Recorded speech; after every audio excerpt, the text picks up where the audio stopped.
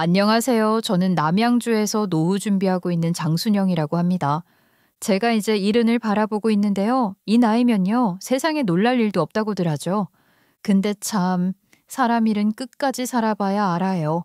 죽을 만큼 고생했던 젊은 날보다 훨씬 늦은 나이에 더 깊은 배신을 당할 줄은 몰랐으니까요. 저는요, 어릴 때부터 진짜 가난이 몸에 붙은 사람처럼 살았어요. 아마 저랑 또래인 사람들은 다들 어느 정도 힘들게 살았겠지만 그래도 우리 집은 좀 달랐어요. 남들은 그래도 밥 한 끼 정도는 밥솥에 쌀 냄새라도 났다는데 우리는 감자랑 고구마로만 버텼다니까요. 하도 먹을 게 없으니까 엄마는 하루가 멀다 하고 이웃집 문을 두드렸어요. 손에는 빈 쌀자루 들고 고개는 푹 숙인 채로 아주머니, 쌀 한 줌만 빌려주실 수 있을까요? 라고 하니까 나중에는 동네 사람들도 문틈으로 얼굴만 내밀고 또 왔어? 이렇게 말하곤 했죠. 처음에야 선심 써서 쌀 좀 퍼서 줬지만 그게 반복되니까 불청객도 그런 불청객이 없는 거죠. 근데 엄마는 그래도 포기 안 했어요. 얻어온 쌀로 밥 지어놓고는 나는 괜찮아. 너희들이나 많이 먹어라. 그 말하면서 밥그릇을 밀어줬죠. 그때 저는 밥 한 술도 못 삼켰어요. 그 말이 너무 따갑게 들려서요. 어쩌다 그 지경이 됐냐 하면 저는 단번에 아버지 때문이라고 말할 수 있는데요. 그 아버지라는 사람은요, 진짜 한심했어요. 어디서 자꾸 돈을 긁어 모으는지 그 없는 돈 가지고도 노름질하기 바빴죠. 남들 돈 빌려다가 또 그걸 잃고 와서는 술에 취해 이번 판은 될 줄 알았는데 말이야. 이런 소리나 하고 앉아있는 말종 중에 말종이었어요. 엄마, 아버지는 왜 저래? 노름판 가는 돈만 모아도 우리 밀가루 사서 수제비라도 해먹겠다. 쉿, 그런 말 하지 마. 아버지 들으면 또 소리쳐. 그 말에 입을 다물었지만 속이 터졌어요. 어린 마음에도 알았거든요. 저 사람은 우리 가족이 아니라 짐짝이라는 걸요. 그렇게 하루하루 술과 노름에 찌들어간 아버지는 결국 병이 나서 쓰러졌어요. 당연히 병원도 못 갔죠. 돈이 있어야 가지. 병이 깊어질수록 엄마는 더 허리가 휘었어요. 그러다 어느 날 아버지가 먼저 세상을 떠나셨는데요.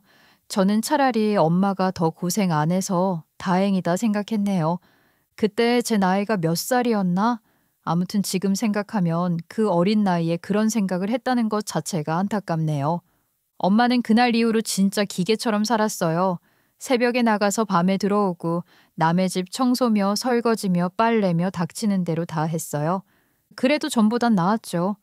돈만 훔쳐가던 짐짝 한 명이 이제 없으니까요. 그런데 정말 하늘도 무심하지. 쨍하고 해 뜰 날 돌아온다더니 우리 집에는 계속 불행의 그림자만 덮치지 뭐예요. 어느 날 동생들이 연달아 기침을 하기 시작했어요. 처음엔 감기겠지 했는데 기침이 길어지고 밤마다 숨이 차다고 하더니 결핵이래요. 약국에서 약을 타다 먹여도 나아지질 않았어요. 엄마는 치료비를 벌겠다고 울면서 집안 살림도 다 갖다 팔았는데 띄엄띄엄 먹이는 약으로 병은 나아지지 않았고요. 결국 두 동생은 1년 새에 세상을 떠나버렸답니다. 저도 너무 슬펐지만 엄마는 그날 이후로는 정말 사람 같지가 않았어요. 밥도 안 먹고 말도 안 하고 그냥 앉아만 있었죠. 며칠 후에야 엄마가 제 얼굴을 보더니 마음을 다잡으시더라고요. 맞으라고 해도 제가 아직 10살 배기였거든요. 나중에 들어보니 그런 어린 저를 보면서 힘을 냈다고 하시더라고요. 정말 모든 걸 다 포기하고 세상을 떠나버릴까 싶다가도 제 얼굴만 보면 그 다짐조차 무너져 버리셨대요. 정말 다행이에요. 저도 항상 엄마한테 미안했거든요. 괜히 저 때문에 더 무리하시는 것 같아서요. 그런데 저도 엄마도 서로를 위해 열심히 살았다는 거잖아요. 그래서 저도 버텼어요. 고등학교는 꿈도 못 꿨어요. 집안 사정이 너무 막막했거든요. 그래서 엄마도 도울 겸 중학교 졸업하고 바로 재봉 공장에 들어갔어요. 그 시절엔 다들 그랬어요. 집이 어려운 애들이 3, 4, 5 모여서 기술 배워서 푼돈 벌어 하루를 버텼죠. 저도 그 무리 중 하나였어요. 처음 해본 일은 정말 고됐어요. 새삼 남의 돈 받아가는 게 정말 쉬운 일이 아니라는 걸 알게 되었지요. 그래도 다행히 사람들은 다 좋았기 때문에 일하는 것이 재미는 있더라고요. 몸은 고돼도 나쁘지 않았어요. 돈을 벌어야 해서 학업은 포기했지만 일터에서 마음 맞는 사람들, 그것도 같은 형편의 또래들과 함께 일을 한다는 건 학교에 다니는 것처럼 재미있는 일이었거든요. 그렇게 하루하루 버티며 공장에서 살다시피 하던 시절이 있었어요. 손끝에 굳은 살이 배고 바느질하다 손이 찔려 피가 배어도 그냥 닦고 또 일하던 그 시절 말이에요. 그렇게 몇 해를 보냈더니 아주 조금은 숨통이 트이더라고요. 엄마가 더는 이웃집 문을 두드리지 않아도 되는 정도로는 살게 됐어요. 하지만 가난이라는 게 한번 들러붙으면 떼어내기도 참 어려운 거더라고요. 아무리 벌어도 늘 모자라고 늘 빠듯했어요. 냉수 한 바가지만 부으면 잠잠해질 줄 알았던 그 가난의 잔해는 제가 성인이 될 때까지도 돌처럼 얹혀 있더라고요. 엄마는 그 긴 세월을 홀몸으로 버텨왔어요. 잠 한숨 제대로 못 자고 하루에 두세 집씩 일하러 다니면서도 제 걱정부터 했죠. 그러던 엄마가 제가 20살이 되던 해 결국 병을 얻어버리셨는데요. 폐질환이었어요. 그리고 알아챘을 땐 이미 너무 늦은 뒤였죠. 병원비는 감당이 안 됐고 병세는 순식간에 엄마의 숨을 빼앗아 갔습니다. 순영아, 평생 고생만 시켜서 미안하다. 다음 생에는 엄마 딸 말고 부잣집 딸로 태어나. 알았지? 저는 고개만 저을 뿐 아무 대답도 못하고 손만 꼭 잡았어요. 엄마 손이 식어가던 그 온도를 아직도 잊지 못해요. 그렇게 제 세상에 단 한 명 남았던 가족이 떠났어요. 엄마가 세상을 떠난 뒤 집안은 텅 비었어요. 불도 꺼지고 냄비도 식고 그 좁던 방이 그렇게 넓게 느껴진 적은 처음이었어요. 엄마랑 단둘이 있을 땐 가난해도 외롭진 않았거든요. 그런데 혼자가 되니까 세상이 갑자기 낯설게 느껴졌어요. 그때 저는 울지도 못했어요. 대신 이를 꽉 물었어요. 이제 정말 나밖에 없다. 내가 안 버티면 아무도 날 대신 살아주지 않는다. 그렇게 다짐했죠. 그 뒤로 저는 진짜 이악 물고 살았어요. 공장 일이든 식당 일이든 뭐든 가리지 않았어요. 옛날에 엄마가 그랬던 것처럼요. 새벽에 나가서 밤에 들어오고 주말도 반납했죠. 손이 터지고 몸이 휘어도 멈추지 않았어요. 엄마가 저를 위해 버텼던 것처럼 이제는 제가 저 자신을 위해 버텼어요. 그러다 20대 중반에는 알바처에서 절 좋게 봐주신 분 소개를 받고 작은 회사에 입사를 할 수 있었는데 그때부터는 좀 여유롭게 살았던 것 같아요. 그러다 어느 날 제가 다니던 회사 부장님이 저한테 그러시는 거예요. 요즘 힘들지? 그래도 역시 순영 씨가 참 성실하게 일하네. 순영 씨 같은 사람 보기 드물어. 사지 멀쩡하고 일할 수 있는 게 어디예요. 감사하죠. 전 그 말이 진심이었는데요. 그런 저를 좋게 봤는지 부장님이 자기 아는 사람을 소개해 주겠다고 했어요. 처음엔 별 생각 없었어요. 연애 같은 건 제 인생에서 사치라고 생각했거든요. 그런데 만나보니 그 사람이 참 성실했어요. 허튼 소리 안 하고 매사에 진지했죠. 그리고 놀랍게도 제 과거를 들려줘도 표정 하나 변하지 않았어요. 그게 뭐 어때서요? 누구나 사는 게 다르죠. 저도 뭐 그리 잘난 집 사람도 아니고요. 오히려 듣고 나니 순영 씨가 더 대단하다고 생각되는데요. 저 진지하게 순영 씨와 만나보고 싶습니다. 그 말이 참 이상하게 마음 깊은 데를 건드렸어요. 그래서였을까요? 그 사람한테 마음이 열렸어요. 우리는 3년 동안 연애를 했어요. 돈도 없고 가진 것도 없었지만 그 사람은 늘 저한테 너랑 있으면 마음이 편하다고 말했어요. 저는 그런 말 한마디가 세상 전부 같았어요. 결국 우리는 결혼했어요. 결혼식은 소박했지만 제게는 그 어떤 호화로운 예식보다 의미 있었어요. 그때 제가 속으로 그랬어요. 엄마, 나 이제 조금은 괜찮은 사람 된 것 같아요. 결혼하고 나서 아들을 낳았어요. 그 애는 제 인생의 전환점이었어요. 저는 아들을 안고 하루에도 몇 번씩 생각했어요. 이 아이만큼은 절대 나처럼 살게 하지 않겠다. 그래서 정말 있는 힘을 다해 키웠어요. 아들한테는 돈 걱정 안 시키게끔 남편이랑 같이 허리띠 졸라매고 열심히 일하고 열심히 챙겨줬네요. 남편은 성실했어요. 돈 욕심 없이 가족 생각이 먼저였죠. 저도 남편도 서로를 위하니 힘들어도 살만하더라고요.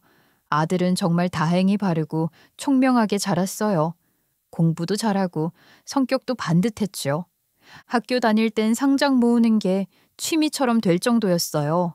매년 말에는 담임 선생님들께서 우리 아들 칭찬을 입에 침이 마르게 해주실 정도였죠.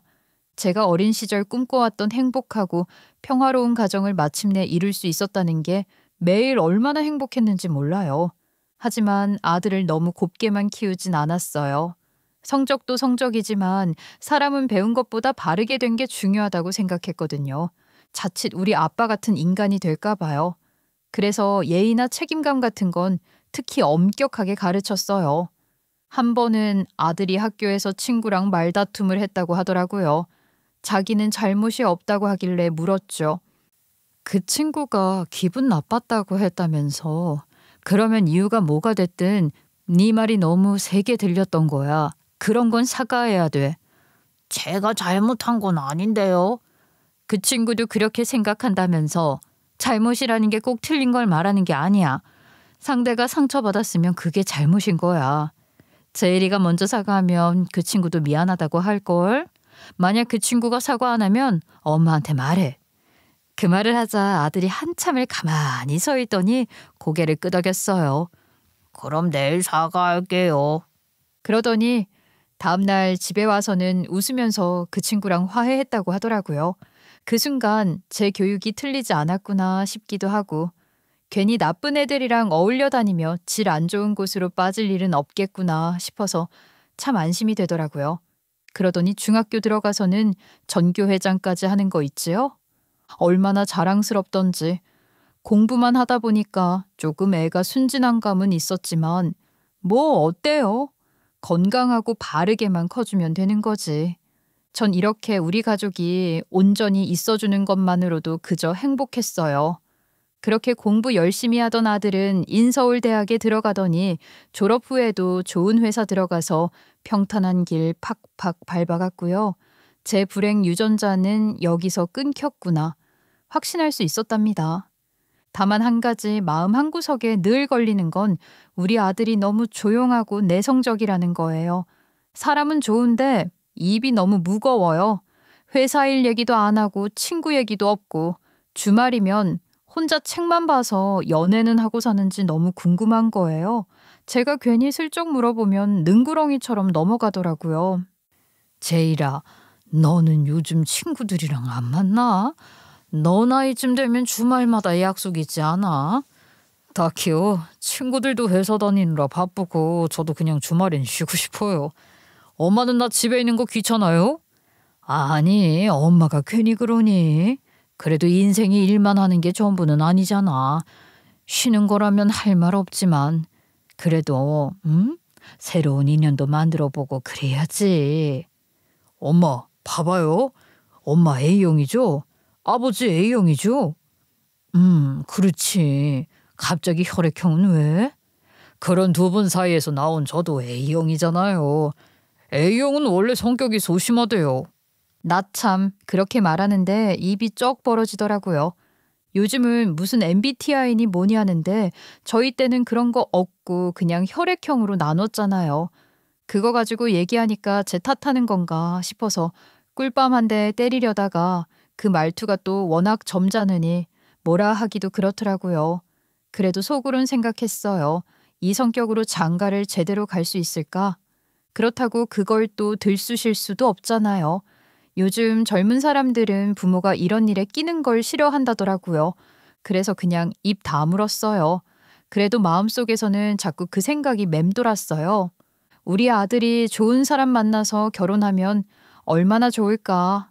손주도 안겨주면 얼마나 이쁠까? 그 생각만 해도 기분이 괜히 들떴죠. 그런데 그 걱정이 무색하게도 아들이 30대 중반으로 접어들 때쯤 저한테 조심스럽게 그러는 거예요. 엄마, 저 결혼하고 싶은 사람이 생겼어요. 저는 잠깐 귀를 의심했어요.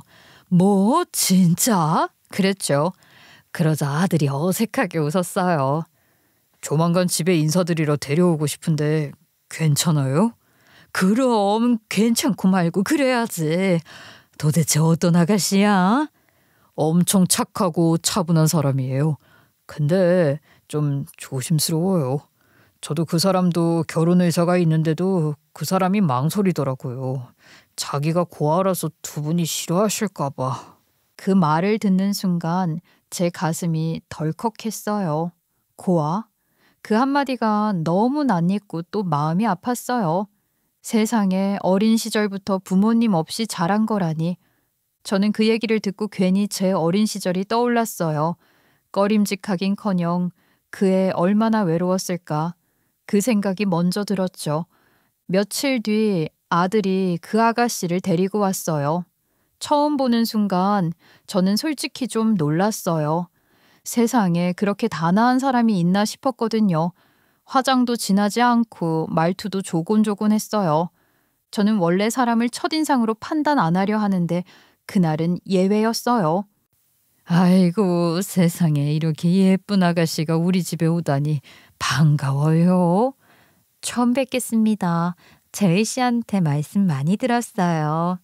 그 말 한마디에 제 입꼬리가 저절로 올라가더라고요.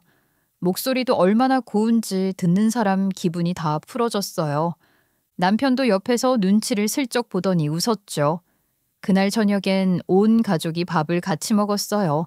며느리는 식사 내내 어른 대접을 꼼꼼히 챙겼어요. 식사 예절도 깔끔하고 음식 칭찬하는 것도 잊지 않고요. 식사 끝날 때쯤엔 정수기에서 물도 떠와서 주더라고요. 요즘 보기 힘든 사람이었어요. 남편도 밥 먹으면서 계속 저한테 눈짓을 하더라고요. 이 정도면 말 다 했지? 하는 눈빛으로요. 우리 제일이 어릴 때부터 참 내성적이었거든요. 근데 아가씨 보니까 딱 둘이 천생연분이다 싶어. 비슷한 사람들끼리 만나서 마음이 좀 편했을 것 같아요. 감사합니다, 어머님. 사실 오히려 제가 많이 배워요. 제가 재일 씨 따라하다 보니까 어머님, 아버님 보기에도 괜찮으셨나 봐요. 그 말이 어쩜 그렇게 착하게 들리던지. 이런 애가 우리 집 가족으로 들어오게 된다면 제가 엄마처럼 잘 챙겨줄 수 있을 것 같고 또 그러고 싶더라고요. 어린 시절 쉽지 않았을 텐데 심지어 지금 직장도 괜찮은 대기업에 다니고 있다고 하는 거 있지요. 그래서 더 볼 것도 없이 남편이랑 상의해서 바로 결혼을 허락했어요. 반대할 이유가 있나? 됐어. 이 정도면 됐지. 맞아요. 우리 아들 복 터졌네. 참한 사람 만나서. 그렇게 결혼 준비는 일사천리로 진행됐어요. 예식장 날짜도 정하고 집도 알아보고 신혼살림 장만도 도와줬죠. 그렇게 아들은 결혼을 했어요. 저는 이제야 마음이 놓였어요. 우리 아들 장가 잘 갔구나 싶어서요. 그런데요, 참 세상 일은 알다가도 모르겠어요. 처음엔 모든 게 완벽했는데 어느 순간부터 묘하게 이상한 기류가 느껴졌지요. 며느리는 늘 착했어요. 말도 잘하고 살림도 야무졌어요. 그런데 이상하게 뭔가 감춰진 게 있는 것 같은 거예요. 처음엔 그냥 제가 예민한가 싶었는데 시간이 갈수록 그 느낌이 점점 커졌어요. 예를 들어 저희 가족이랑 같이 식사할 때 전화가 오면 화들짝 놀라서 핸드폰 화면을 가리고 꼭 밖으로 나가서 받는 거예요. 이게 그냥 그럴 수도 있지 싶은데요. 처음엔 거래처 전화라더니 그게 하루 이틀이 아니었거든요. 이나야, 회사 사람이야? 매번 정말 너무한다. 누가 그렇게 퇴근한 사람한테 자주 전화한다니? 상사면 다야? 네, 어머님. 요즘 거래처랑도 얘기할 게 많아서요. 매번 식사 시간에 죄송해요. 그 말투가 너무 매끄럽더라고요. 괜히 그게 더 찜찜했어요. 하지만 또 그 이상 캐묻기도 애매했어요. 요즘 세상에 사생활이란 것도 있고 시어머니가 이런 데 간섭하는 거 싫어한다잖아요. 그래서 그냥 모른 척 했죠. 그래도 우리 아들도 며느리도 서로 맞춰가며 잘 지내는 것 같았고 저도 이제 부모로서 할 일 다 했다 싶었는데요. 두 사람이 결혼한 지 딱 4개월쯤 지났을 때였어요. 어느 날 오후 갑자기 초인종이 울렸어요. 문을 열어보니 며느리가 서 있더라고요. 평소처럼 단정한 차림인데 얼굴이 하얗게 질려 있었어요. 입술은 바짝 말라 있었고 손은 계속 꽉 쥐었다 폈다 하더라고요. 어머, 이나야, 웬일이니? 무슨 일 있어? 어머님, 잠깐 뵙고 드릴 말씀이 있어서요. 그 목소리부터가 뭔가 심상치 않았어요. 저는 얼른 집 안으로 들였어요. 며느리가 거실에 앉았는데 손끝이 덜덜 떨리고 있더라고요. 진정하라고 물을 한 잔 내밀었더니 물 한 모금 삼키는데도 숨을 몰아쉬더라고요. 그래, 무슨 일이야? 얼굴이 왜 그래? 어려워 말고 얘기해봐. 며느리는 그러고도 한참을 머뭇거리더니 그제야 입을 뗐죠. 제가 어머님께 너무 염치 없는 부탁을 드리게 됐어요. 혹시 돈을 조금만 빌려주실 수 있을까요? 며느리 상태를 보니 심상치 않은 말이겠구나 싶긴 했는데 돈 얘기일 줄은 몰랐거든요. 아들도 며느리도 꽤 큰 기업에서 일을 하고 있으니까 다른 집보다는 여유로울 줄 알았는데 예상치도 못한 말을 듣는 순간 저도 모르게 손에 들고 있던 컵이 덜컥 내려앉아 버렸죠. 돈이라니, 혹시 너네 사이에 무슨 일 생긴 거야? 우리 제일이랑 무슨 일이 있었니? 아니에요. 제일 씨랑은 상관없는 일인데 제가 회사에서 실수를 해서요. 그 말을 하는데 며느리 눈가가 벌써 젖어 있더라고요. 며느리는 회계 직원으로 일하고 있었는데 일하다가 장부 정리를 잘못해서 회사에 큰 손실이 났다는 거예요. 원래 물어내야 하는 금액은 훨씬 컸는데 회사에서 직원 신분을 감안해서 10%만 부담하기로 합의했대요. 그런데 그게 바로 500만 원이라는 거예요. 10%가 500만 원이라니. 실수의 스케일이 너무 커서 순간 헉소리가 나더라니까요. 변명할 것도 없이 제가 잘못한 게 맞는데 당장 돈이 없어서요. 모아둔 돈은 다 신혼집 계약하고 살림 차릴 때 써버렸고 그래서 염치불구하고 어머님께 이렇게 찾아왔어요. 정말 죄송해요. 그 말을 들으면서 제 속이 복잡해졌어요. 회사에서 손실이라니, 그것도 장부 실수라니. 근데 눈앞에 앉은 며느리가 하얗게 질린 얼굴로 떨고 있으니까 뭐라고 해야 할지 모르겠더라고요. 아이고, 그래. 알겠어. 그럼 회사에서 지금 뭐라 그래? 그것만 물면 다른 징계는 없다 그러니? 그게 이미 권고사직 처리가 됐어요. 이번 달 월급도 못 받게 될 것 같아요. 제일 씨한테 말하기 무서운데 그런데 어머님 생각이 먼저 나서요. 그 말을 듣는데 마음이 덜컥했어요. 이런 부탁을 하기까지 얼마나 망설였을까 싶었죠. 물론 제 아들이 이런 말 듣는다고 며느리를 마냥 타박할 애가 아닌 걸 알지만 며느리가 저를 의지한다는 게 조금 기쁘기도 했고요. 눈앞에서 울먹이는 얼굴을 보는데 딱 제 젊은 시절이 겹쳐졌어요. 저도 그런 시절이 있었잖아요. 빚지고 무릎 꿇고 도움 청하던 시절. 됐어. 울지 마. 사람 일이라는 게 다 그렇지. 실수할 수도 있고 그런다고 인생이 끝나는 것도 아니잖아. 어머님, 죄송해요. 진짜 죄송해요. 제가 더 조심했어야 했는데 너무 부주의했어요. 그만 울고 진정해. 그 돈은 내가 마련해 줄게. 일단 그걸로 수습하자꾸나. 며느리는 그 말을 듣자마자 고개를 푹 숙였어요. 두 손으로 얼굴을 가리더니 그 자리에 울음을 터뜨렸어요. 어머님, 저 평생 잊지 않을게요. 돈은 금방 다시 재취업해서 꼭 갚을게요. 가족끼리 뭘 그러니. 됐어. 갚을 생각 말고 이 김에 한번 푹 쉬렴. 실수한 거에 연연하다 보니까 계속 구멍만 파게 되는 거야. 깨끗하게 정리됐으니까 이제 다음 준비하면 되지. 어머님 말씀이 너무 위로가 돼요. 요 며칠 회사 사람들 눈치 보느라 밤새 잠도 못 잤거든요.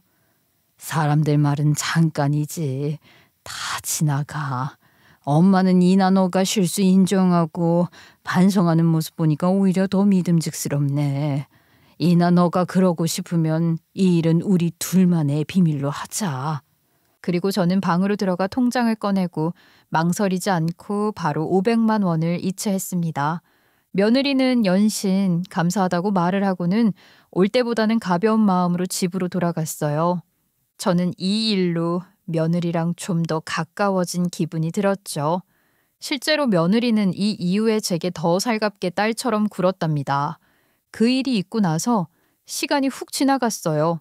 그새 며느리 얼굴에도 다시 생기가 돌고 한 곱이 무사히 넘겼구나 했죠. 그 후로 5개월 정도 뒤인가 어느 날 아들이 갑자기 저녁에 집으로 왔어요. 얼굴이 활짝 펴져서 말이에요. 엄마, 우리 집에 좋은 소식 있어요. 좋은 소식? 무슨 일인데 그렇게 싱글벙글이야? 우리 아기가 생겼어요. 그 말을 듣는 순간 세상이 잠깐 멈춘 줄 알았어요. 손에 들고 있던 국자에서 국물이 후두둑 흘러내렸죠. 진짜야? 이나가 임신했다고? 네, 아직 초기지만 병원에서 확인했대요.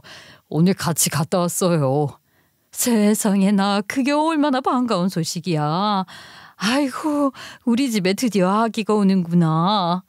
그날 밤은 남편이랑 밥을 먹으면서도 웃음이 계속 났어요. 여보, 우리 며느리가 임신했대. 그래? 와, 이제 진짜 할머니 되는 거네. 축하할 일이잖아. 그럼 그렇지. 이나가 정말 귀인이다. 애들 결혼한 지 얼마 되지도 않았는데 금세 이런 일이 생기네. 그런데 기쁜 마음도 잠시였어요. 곧 현실이 머리를 쳤죠. 그때 아들 회사가 구조조정을 겪게 된 거예요.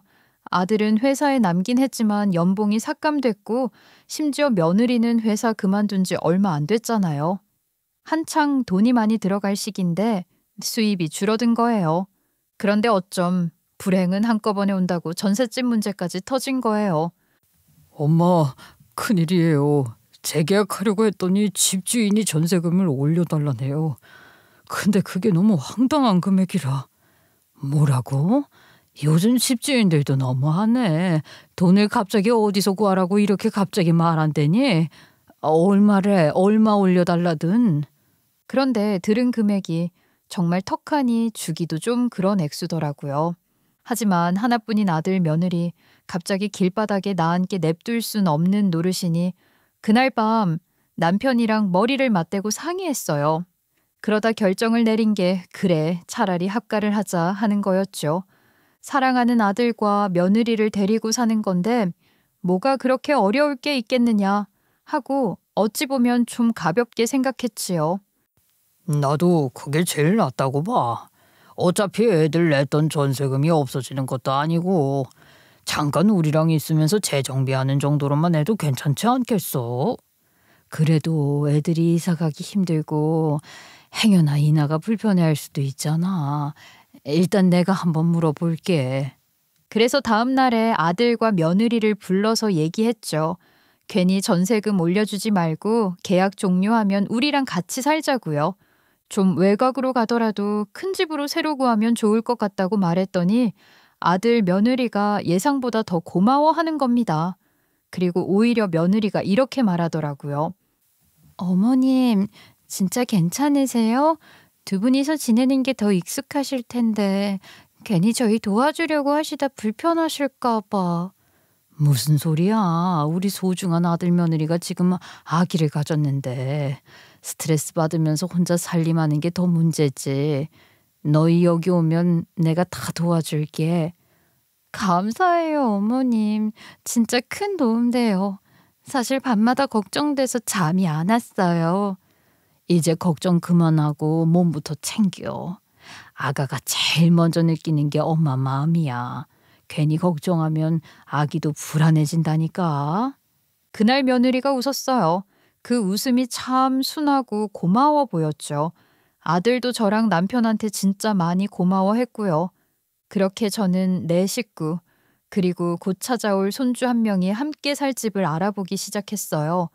직접 발품 팔며 번거롭고 귀찮긴 했지만 가족들 복작복작하게 같이 살 생각하니까 힘이 나더라고요.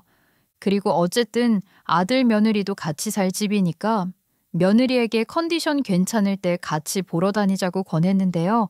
며느리는 주저함 없이 매번 같이 동행을 하더라고요. 그래서 매번 심심하지도 않고 좋았습니다. 그렇게 마지막으로 매물을 확인하기로 한 부동산 쪽이랑 이야기가 잘 돼서 계약에 관한 얘기를 하고 있었거든요. 근데 이상하게 사장이 자꾸 제 눈치를 봐요. 헛기침을 3번이나 하더니 며느리가 화장실 간 사이에 갑자기 제 쪽으로 몸을 기울이더니 이렇게 말하더라고요. 사모님, 제가 오지랖일 수도 있는데요. 지금 당장 도망치세요. 네? 무슨 말씀이세요? 아이고, 도망치시라고요, 도망. 사장은 얼굴이 하얗게 질린 채로 말했어요. 저는 그냥 황당했죠. 계약 일부 직전이었는데 갑자기 뭔 소리를 하는 건지 뜬금없이 도망을 치라니 무슨 영문으로 그런 말을 하는 건지 되묻고 싶었지만 며느리가 금세 돌아오는 바람에 그럴 수가 없었어요. 사장이 며느리가 오자마자 입을 싹 다물고 모른 척 했거든요. 뭔지는 모르겠지만 며느리 몰래 말하는 것 같고 저도 왠지 찝찝한 마음에 모른 척 했습니다. 며느리는 아무것도 모르고 활짝 웃으면서 말했죠. 죄송해요. 기다리셨죠? 사장님, 저희가 여기저기 알아봤는데 역시 이 집이 햇빛이 잘 들고 구조도 제일 나은 것 같더라고요. 아기가 태어나면 이런 집이 좋을 것 같아요. 아, 네네, 그렇죠. 여기가 딱 사모님들처럼 2대가 같이 살기에 안성맞춤인 곳이에요. 다른 세대들도 그렇게들 많이 사세요. 사장은 다시 프로답게 이야기를 시작했지만 전 느껴졌어요. 사장이 계속 저에게 눈치를 준다는 걸요. 어머님, 그럼 여기로 계약 진행할까요? 저는 순간 정신이 멍했어요. 사장의 말이 머릿속에서 빙빙 돌았거든요.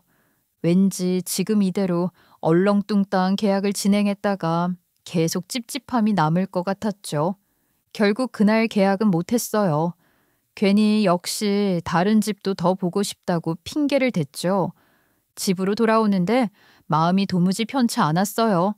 그래서 남편한테 상담했더니 남편은 그냥 똥 밟은 셈 치고 넘어가자고 껄껄 웃고 말더라고요.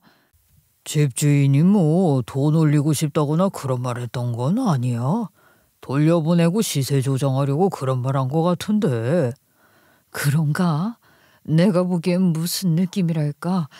좀 이상했어. 그 사람 눈빛이 진짜 심각했거든. 그럼 나중에 그 부동산 다시 가서 물어보면 되지. 며느리가 젊으니까 그런 거 알아챌까 봐 몰래 말하고 그런 건 아니고. 그럴 수도 있겠네.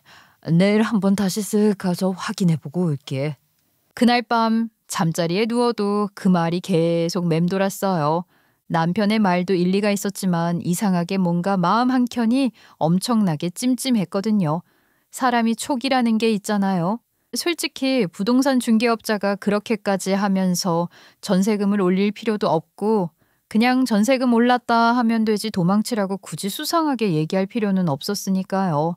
심지어 꼭 며느리가 자리를 비웠을 때를 노려서요. 이게 뭐라고 내 속을 이렇게 긁냐 싶어서 다음날 날 밝자마자 부동산으로 혼자 찾아갔어요. 오후쯤 사람 없는 시간 골라서 갔죠. 문을 열자 사장이 깜짝 놀라서 벌떡 일어나는 거예요. 저 기억하시죠? 어제 저한테 그러셨잖아요. 그 도망치라고 하셨던 말씀. 아, 오셨네요. 제가 좀 걱정이 됐어요. 도대체 왜 그런 말을 하신 거예요? 이유라도 좀 알고 싶어서요. 사장은 한참을 머뭇거리더니 주변 눈치를 보며 문을 닫더니 낮은 목소리로 말했어요. 사모님, 사실 그날 며느리분이 전화 통화하는 걸 우연히 들은 건데 내용이 너무 이상하더라고요. 무슨 내용이었는데요? 제가 전부 들은 건 아니지만 뭔가 숨기고 있는 게 분명한데 집 관련한 얘기였거든요. 그게 혹시 다른 부동산에 연락한 게 아니었을까요? 뭐 오해일 수도 있잖아요. 저도 그렇게 생각해줘. 근데 전 일 오래 하다 보니까 사람 눈빛 보면 좀 느낌이 와요. 사모님, 죄송하지만 그분 뭔가 숨기고 있어요. 저도 원래는 이런데 괜히 엮이고 싶어 하는 사람 아니에요. 근데 한번 변덕 부려본 거니까 믿든 말든 사모님이 선택하셔요. 그 말에 저는 말문이 막혔어요. 그렇게까지 단정적으로 말하니까 괜히 숨이 턱 막히더라고요. 집으로 돌아와서도 머릿속이 복잡했어요. 그래요. 사장 말 맞다나 저랑 며느리 사이를 이간질해서 사장이 득볼 게 뭐가 있냐고요. 그분은 뭐가 어찌됐든 계약이 성사되기만 하면 중개비 받을 거고 그 이후의 일은 별 상관도 없는 사람이잖아요. 그러니 오히려 신빙성이 있는 거죠. 그래서 한번 확인을 해보기로 했습니다. 근데 제가 나이도 있고 몸도 예전 같지 않잖아요. 며느리를 직접 미행하다간 들킬 게 뻔했죠. 그래서 누군가의 도움을 받아보기로 했어요. 제가 친정이랄 게 없으니 그나마 의논할 사람이라곤 동네에서 같이 늙어온 언니뿐이었어요. 그래서 전화를 걸었죠. 언니, 내가 좀 이상한 얘기를 하려는 거긴 한데 들어줄래? 뭔데 그래? 목소리가 왜 그래? 며느리 있잖아. 그 아이가 좀 수상해. 부동산 사장이 그 애 보고 도망치라더라니까. 뭐? 도망치라니. 요즘 무슨 영화 찍어? 나도 웃기지. 근데 진짜로 그런 말을 했다니까. 그리고 제가 있었던 일, 사장한테 들었던 말을 다 얘기해줬죠. 언니는 한참을 듣더니 이러는 거예요. 그럼 이거 어때? 우리 조카가 탐정 일을 하거든? 여자인데 꼼꼼하고 깔끔해. 내 동생이라고 하면 싸게 해주지 않을까? 미행은 프로한테 맡겨. 탐정? 세상에, 진짜 그런 일을 해? 그럼 그런 일은 전문가한테 맡겨. 조카가 알아서 정리해 줄 거야. 그 말 듣고 저는 바로 연락을 맡겼어요. 언니가 조카한테 말도 해놨대요. 이틀 뒤에 그 조카라는 애랑 통화도 했고요. 지인 할인이라고 설렁설렁하지 않고 꼼꼼하게 봐주더라고요. 그래서 저도 꼬박꼬박 탐정님이라고 불렀습니다. 그날부터 매일 보고 연락이 왔어요. 첫째 날 탐정님이 그러더라고요. 오늘은 오전에 은행에 다녀가셨어요. 혼자 갖고 통장 2개를 들고 있었어요. 오래 있진 않았습니다. 저는 그냥 그랬어요. 은행 갈 수도 있지 뭐. 대수롭지 않게 넘겼죠. 둘째 날 또 연락이 왔어요. 오늘은 백화점이었어요. 혼자서 갔는데 아이 용품 코너에는 안 들으시고 1층 명품관만 돌아다니셨네요. 쇼핑백은 없었고 뭔가를 계속 휴대폰으로 찍으시더라고요. 그 말을 듣는데 마음이 좀 이상했어요. 백수라면서 무슨 명품관을? 그래도 그럴 수도 있지 하며 참았죠. 셋째 날 연락이 또 왔어요. 오늘은 좀 특이했어요. 오전 11시에 어떤 상가 건물로 들어갔는데 3시간 넘게 안 나왔어요. 밖에서 기다렸는데 안에서 계속 통화 중이셨어요. 로비에 앉아 있더라고요. 계속 통화만. 3시간이나요? 네, 그게 좀 이상하네요. 보통 사람들이라면 한 자리에 몇 시간 동안 앉아서 통화를 하고 있지는 않잖아요. 저 슬슬 감이 오네요. 뭔지는 몰라도 이상한 낌새가 있는 건 확실합니다. 제가 꼭 잡아드릴게요. 그리고 드디어 5째 날이었어요. 그날은 잊을 수가 없어요. 저녁 무렵 탐정한테서 전화가 왔어요. 목소리가 떨리더라고요. 사모님, 지금 큰일이에요. 며느리분이 어떤 건물로 들어가셨는데 이게 말이 안 돼요. 이상한 거라니 뭘 봤길래 그래요. 며느리분이 고아라고 하셨죠. 친인척도 없는. 근데 며느리분이랑 똑같이 생긴 중년 부부랑 젊은 남자분이 계신데요. 셋 다 얼굴이 너무 닮았어요. 가족처럼. 지금 사진 찍어서 보냈으니까 확인해 보세요. 휴대폰을 열었는데 순간 숨이 막혔어요. 탐정님의 말대로 그 사진엔 며느리와 똑 닮은 사람들로 가득 차 있더라고요. 저는 일단 마음을 다잡고 탐정한테서 추가 연락이 오기만을 기다렸어요. 혹시나 소식이 올까 해서 휴대폰을 계속 쥐고 있었죠. 그렇게 2시간쯤 지났을까 전화가 울리더라고요. 사모님, 지금 바로 말씀드려야 할 게 있습니다. 왜요? 또 무슨 일이 생겼나요? 아까 며느리분이 들어갔던 건물 안에서요. 그분들이 대화를 나누는 걸 들었는데 그게 아무래도 좀 이상합니다. 이상하다니 어떡해요? 사모님, 그분이 고아가 아니에요. 아까 그 사람들이 다 며느리분 가족이었어요. 부모님이랑 남동생이요. 건물에 사람이 하나도 없는지 복도에 그대로 울려서 똑똑히 들었습니다. 머리가 띵했죠. 고아라서 결혼을 강행하기 힘들었다던, 부모님 잃고 힘들게 살았다며 울던 목소리가 생생하게 귓가에 맴돌았어요. 그런데 그게 전부 거짓이었다니 정말 믿기질 않았죠. 그 말이 진실이라면 왜? 굳이 고아라고 숨길 이유가 없는데 왜 그런 걸까요? 그 이유는 곧장 밝혀졌습니다. 그리고 그 남은 가족들이 한국어를 하긴 하는데 이게 묘하네요. 서울말도 아니고 부산말도 아니고 죄다 짬뽕 돼서요. 그래서 알아보니까 며느리분 한국 사람이 아니에요. 조선족이네요. 중국 쪽 사람입니다. 가족들도 전부요. 더 충격적인 건 임신했다는 것도 다 거짓말이었다는 거죠. 말도 안 되는 말들이 계속 이어지니까 정신이 하나도 없더라고요. 도대체 임신은 어떻게 속여 먹은 건지 임신 테스트기도 분명 나한테 보여줬는데 말이에요. 요즘 그런 가짜 임신 테스트기가 팔아요. 결과창에 2줄 나오게 조작된 제품이 있어요. 그걸 쓴 것 같네요. 배도 일종의 실리콘 복대 같은 게 있는데 옷 입으면 진짜 임산부처럼 보이거든요. 진짜 철저하네요. 저는 정말 속이 뒤집히는 기분이었어요. 그럼 그 아이는, 아니 그 사람은 왜 그런 짓을 한 거래요? 우리 집에서 뜯어갈 게 뭐가 있다고. 그러자 제 머릿속에서 뭔가 탁 스쳐 지나가더라고요. 아 하는 순간 그런 제 생각이 정답이라는 듯 탐정님의 말이 이어졌습니다. 그게요, 대화를 들어보니까 특히 집 얘기를 자주 하던데요. 집 명의가 자기께 되면 뭐 이런 얘기요. 정말이에요.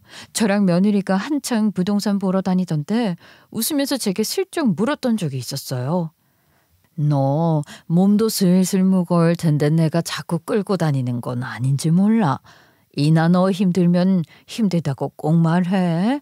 나 혼자 다녀도 괜찮으니까. 아니에요, 어머님. 집 보러 다니는 게 얼마나 피곤한 일인데요. 저도 2분 잘 모시고 살려면 더 꼼꼼히 봐야죠. 어머님, 그래서 말인데요. 혹시 계약할 때 되면 제 이름으로 해도 괜찮을까요? 아기 엄마 명의로 하는 게 여러모로 혜택도 있고 편하다고 하더라고요. 그땐 별 생각이 없었어요. 오히려 이것저것 알아본 것 같아서 기특하게 생각했다니까요. 제가 보기엔 그게 전부 계획이었던 것 같아요. 만약 집을 어머님 명의로 하지 않고 며느리 명의로 사게 되면 아드님과 이혼하고 그 집을 자기 가족들이랑 같이 살려고 했을 겁니다. 제가 그런 이혼 사건들도 많이 맡아봤거든요. 저는 그 말을 듣고 머릿속이 텅 비었어요. 어쩐지 그랬어요. 그동안 며느리가 얼마나 다정하게 굴었는지 몰라요. 살갑게 굴던 그 모습들이 전부 계산된 거였다는 거잖아요. 그럼 지금 이 모든 게 우리 집을 노리고 작정하고 속였다는 거네요. 그렇다고 봐야죠. 저는 더 자료를 모아두겠습니다. 영상이랑 사진은 곧 보내드릴게요. 그 전화를 끊고 나서 저는 한동안 꼼짝도 못했어요. 손에 쥐고 있던 휴대폰이 바닥으로 툭 떨어졌는데 그 소리가 그렇게 크게 들릴 줄은 몰랐어요. 그 후 탐정님은 며느리가 조선족인 걸 알았으니 과거를 좀 더 파보겠다고 했습니다. 그리고 며칠 뒤 탐정님한테 연락이 왔는데 며느리네 가족은 불법 체류자 신분이었고 며느리 혼자 신분 세탁해서 한국에서 발딛고 살고 있던 상황이라고 하더라고요. 며느리 혼자 신분은 얻었으니 돈 못 버는 가족들에게 돈을 가져다 주고 백화점에서 옷도 막 사다 주고 하면서 지냈다는 거죠. 저는 휴대폰을 귀에 대고 있는데 손이 덜덜 떨렸어요. 이게 영화 속 이야기도 아니고 제 집안 얘기라니. 게다가 결혼한 여자가 체류 자격 생겼으면 그걸로 안정되게 살 일이지 왜 굳이 이런 위험한 짓을 계속한 건지 이해도 안 됐고요. 결혼하면 체류 자격 생기는 거 아닌가요? 근데 왜 이렇게까지요? 그게요. 며느리분은 가짜 신분으로 결혼을 한 거라서요. 아드님과의 혼인도 위조된 신분으로 이뤄진 거라 본인 신분을 밝히는 순간 아마 결혼도 무효가 될 것 같습니다. 저는 그대로 멍하니 앉아서 한참을 있었다가 결국 결심했어요. 이건 끝내야 한다. 더 이상 우리 집 사람들이 그의 거짓에 휘둘리면 안 되니까요. 그래서 탐정에게 받은 그들의 대화 녹음, 그리고 그들의 계획이 모두 담긴 영상 등 탐정이 준 증거를 전부 묶어서 그대로 남편과 아들에게 보냈어요. 파일을 전송하는데 손가락이 덜덜 떨리더라고요. 그러면서 며느리에게 짧게 문자를 하나 보냈어요. 이나야, 이따가 집에 와서 얘기 좀 하자. 짧지만 무겁게 눌러 쓴 그 한 문장이었죠. 그리고 제 연락을 본 아들과 남편은 당연히 큰 충격을 먹었죠. 집에 돌아가니까 아들도 집에 찾아온 상태였고요. 이게 뭐냐고 저한테 물어보더라고요. 그래서 모두 이야기해줬습니다. 며느리가 애초에 모든 걸 다 속이고 우리 집안에 눌러앉을 심산으로 들어온 거다. 자칫 모두가 속을 뻔했다고 말이죠. 그때 아들 표정은 정말 저도 마음이 너무 아프더라고요. 그리고 얼마 지나지 않아 현관문이 덜컥 열리더니 며느리가 들어왔어요. 어머님, 저 왔어요. 여기 다 계셨네요? 근데 왜 이렇게 조용하세요? 희나야, 아니, 너를 이나라고 부르는 게 맞는지도 모르겠다. 우리 이제 다 알았어. 모두 다 알았다. 네? 저는 휴대폰을 꺼내서 그 녹음 중 일부를 재생했어요. 며느리는 상황 파악을 한참 못하더니 자기 목소리를 듣는 순간 얼굴이 하얗게 질리더라고요. 어머님, 그게 아니에요. 오해예요. 이거 제 목소리 아니에요. 그래?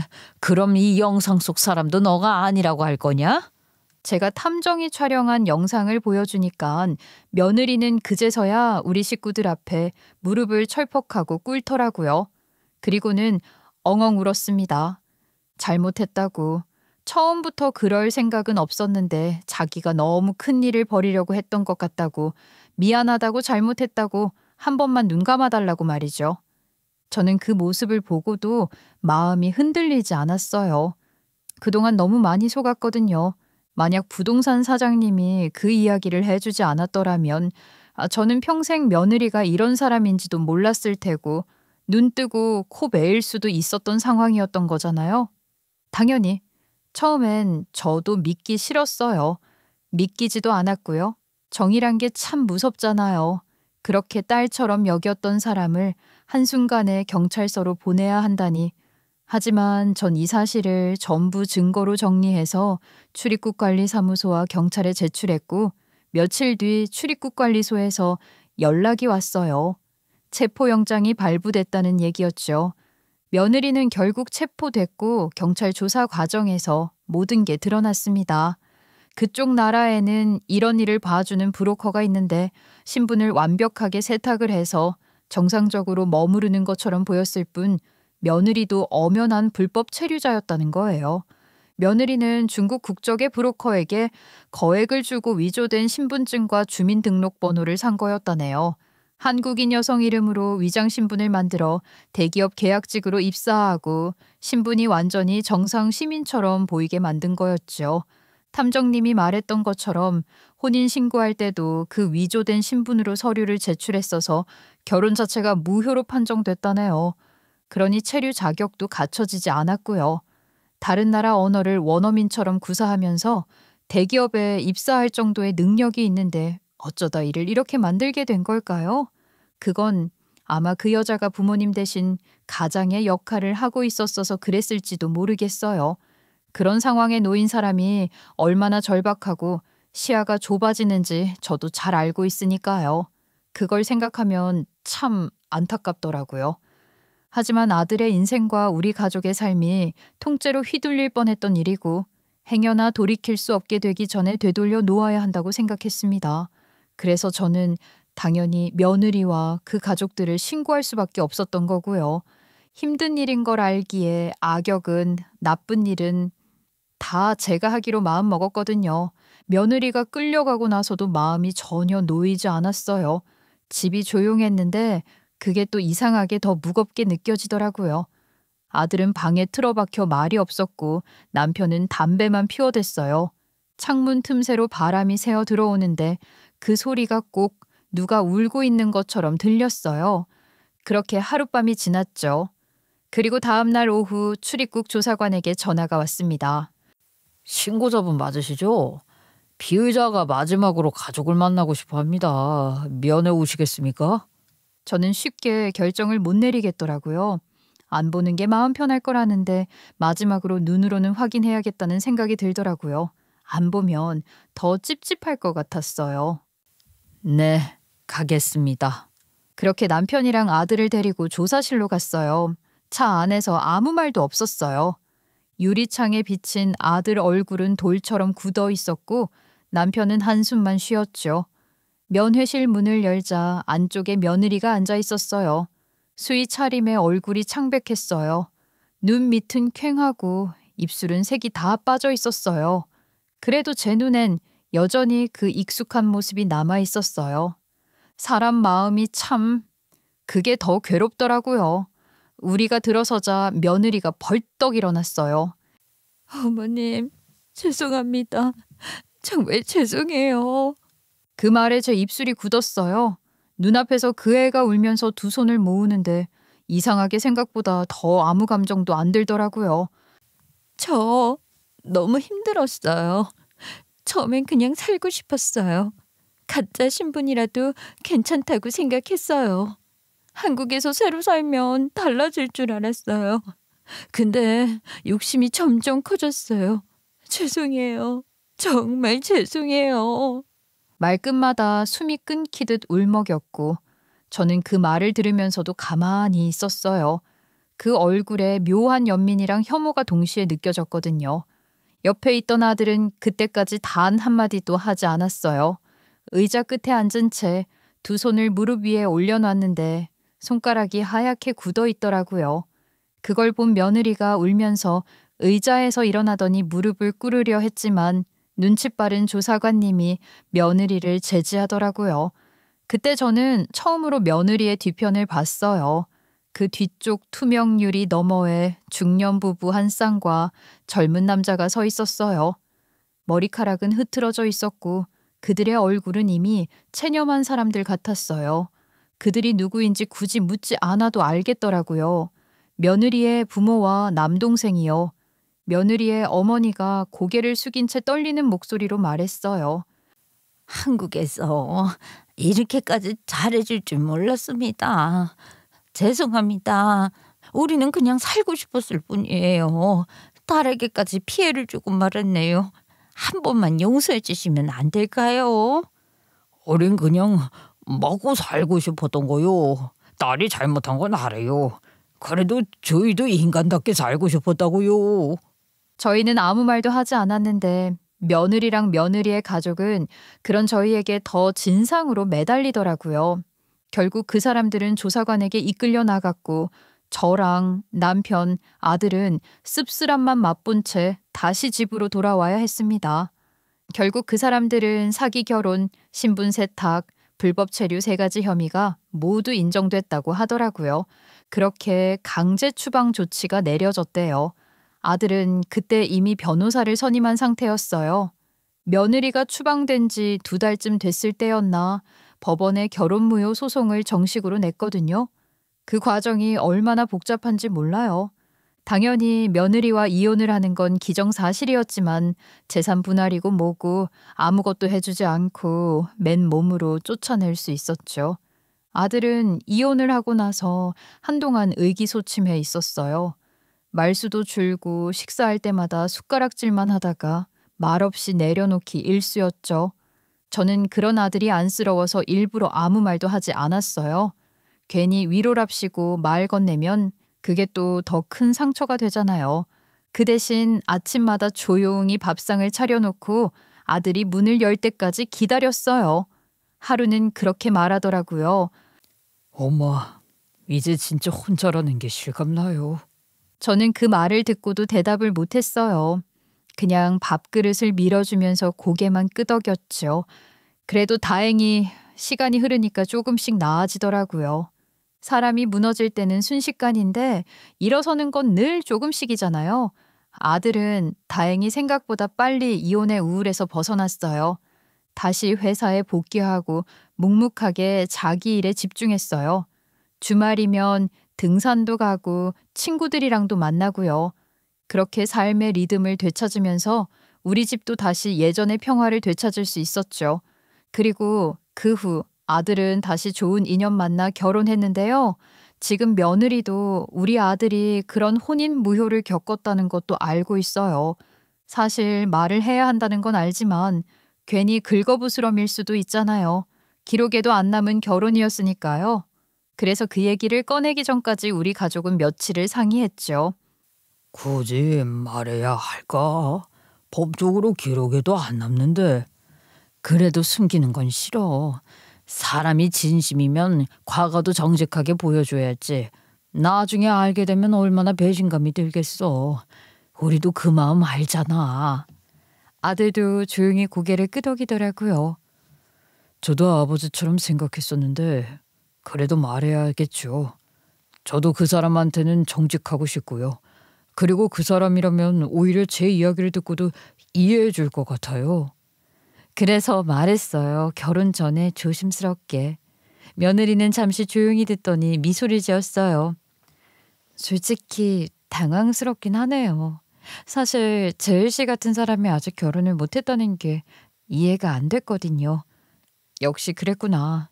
무효라서 기록에도 안 남았을 텐데 굳이 말씀해 주셔서 감사해요. 신의를 지켜주신 거잖아요.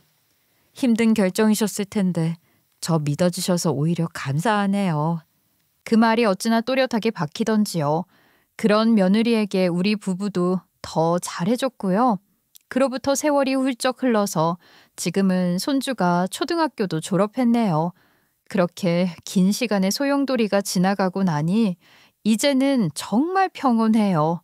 참 오래 돌아왔지만 그래도 결국엔 제 자리에 다시 평화가 찾아왔어요.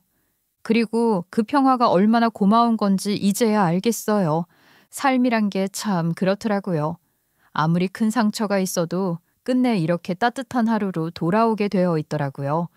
그래서 만약에 나중에 천국에 가신 엄마 다시 만나게 되면 이번에는 자신 있게 말씀드릴 수 있을 것 같아요. 다음 생에도 엄마 딸로 태어나겠다고요. 엄마 눈 감으시기 전에 그 대답을 못한 게 두고두고 한으로 남았답니다. 그러기 위해서라도 이 행복을 지키기 위해 앞으로도 더 즐겁게 살아봐야겠네요. 그럼 제 사연을 끝까지 들어주신 분들께 감사드리며 여러분의 하루에도 좋은 일만 가득하시길 바랍니다. 감사합니다.